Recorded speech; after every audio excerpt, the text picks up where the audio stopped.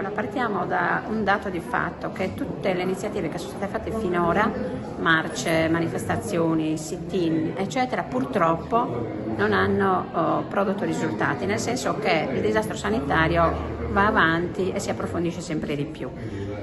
Allora, riflettendo su questo, abbiamo pensato che sia necessario mobilitare il popolo sardo, ossia mobilitare tutte le comunità sarde attraverso un'azione che pensiamo si possa svolgere in questo modo: convocare i consigli comunali di tutti i comuni della Sardegna in seduta straordinaria, con un unico punto all'ordine del giorno il problema sanità, e presentare la presentazione da parte del coordinamento di un documento che i consigli comunali dovranno approvare, dopodiché seguirà l'occupazione dei comuni. Quindi noi pensiamo che non sappiamo se riusciremo a farlo a livello di 377 comuni, ma se almeno 100 comuni della Sardegna sono occupati finché non ci danno risposte, pensiamo che sia un'azione che ponga dei problemi alle nostre istituzioni, alla Regione, ma pensiamo anche allo Stato, insomma, perché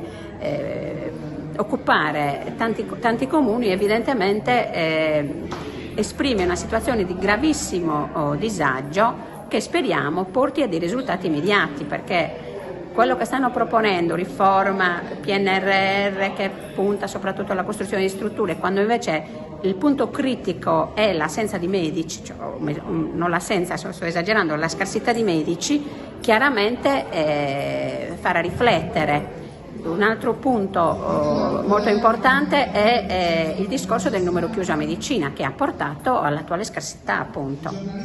Quindi queste sono le azioni. Inoltre avvieremo anche una raccolta firme sia online sia cartacea, insomma, per dare forza a questa nostra iniziativa.